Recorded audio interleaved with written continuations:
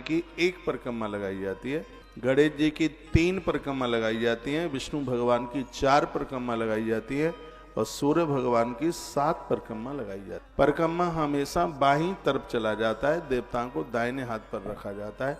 प्रदक्षिणा करने से संपूर्ण नदियों की परिक्रमा, संपूर्ण धरती की परिक्रमा करने का फल प्राप्त होता है, ऐसा हमारे ग्रंथों में लिखा है। यानी कानी च पापानी, इस जन्म के पहले जन्म के जो भी पाप हैं वो सब समाप्त होते हैं। ये परिक्रमा की बड़ी महिमा। एक कथा आती है भागवत जी में, एक सुखिया नाम की मालिनी थी और वो रोजाना नंद भवन की परिक्रमा लगाती है। कोई नंद भवन में कन्हैया बैठे, रोज कहते कोई फल ले लो, कोई फल ले लो, कोई फल ले लो। भगवान व्यास ने लिखा था जो परिक्रमा करेगा एक न एक दिन कृपा का फल देने के लिए भगवान उसके सामने पहुंच ही जाएगा। एक दिन कन्हैया वो टोकरी वाली माई के पास में पहुंच गए, हाथ में कुछ धान थे, उसने पूरे फल गोविंद को दे दिए, भगवान ने धान उसके टोकरी में डाले, टोकरी रत्नों से भर गई।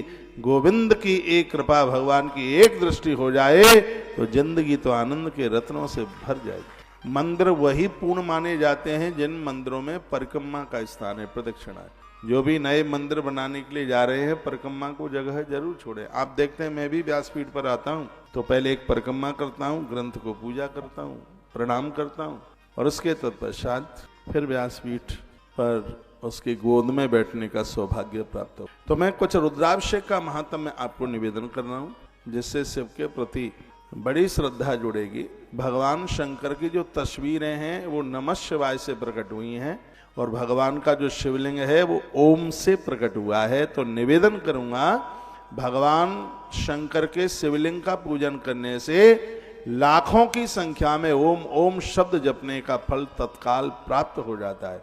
यूं तो ओम जपने का सबको अधिकार नहीं है, जिसने ओम गुरु मुख से सुना है वही ओम शब्द का जप कर, सबके लिए अधिकार नहीं है। ओम गुरु मुख से सुना जाए, ओम आवाज खोलिए, तब ही आप ओम जप सकते हैं। तो खाली जो नमः शिवाय है इससे भगवान का स्थूल स्वरूप, जिसको शिव पुराण की भाषा में बेर कहते हैं, और जो ओम शब्द है वो भगवान शंकर का शिवलिंग स्वरूप है। तो कितनी अद्भुत बात कही है कि जैसे ही आप भगवान शंकर के शिवलिंग को स्पर्श करते हैं, उनका पूजन करते हैं, उसी समय तुम्हें लाखों बार ओम शब्द उच्चारण करने का फल प्राप्त हो जाता है।